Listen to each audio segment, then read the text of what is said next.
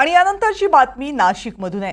नाशिक जिल्ह्यामध्ये गेल्या 3 दिवसांपासून चांगला पाऊस होतोय, त्यामुळे नाशिककरांवरचं पाणी कपातीचे संकट तुर्तास टळले। शहराला पाणी पुरवठा करणारा मुख्य धरण म्हणजे गंगापूर धरण पाणी पातळीमध्ये या धरणाच्या वाढ झाली आहे।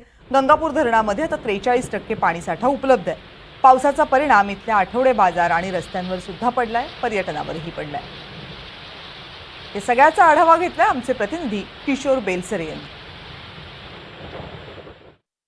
गेल्या अनेक दिवसापासून नाशिक जिल्ह्यावर पाणी कपातीचं मोठं संकट होतं। पाऊसच नव्हता, परंतु 3 दिवसापासून सतत पाऊस पडत आहे। आपण बघू शकतो ही गोदावरी नदी, ज्या गोदावरी नदी देखील या ठिकाणी आता आपल्याला खळखळून वाहताना दिसत आहे। अनेक दिवसापासून ही नदी देखील सुकलेली होती।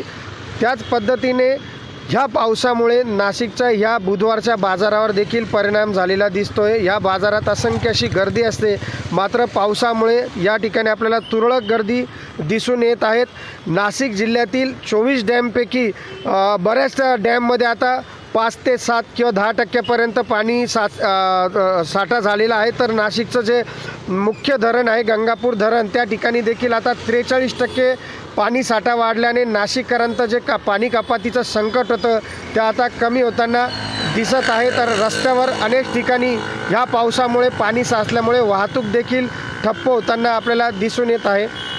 किशोर बेलसरे, कॅमेरामन अमर सोळंकीसह NDTV मराठी, नाशिक।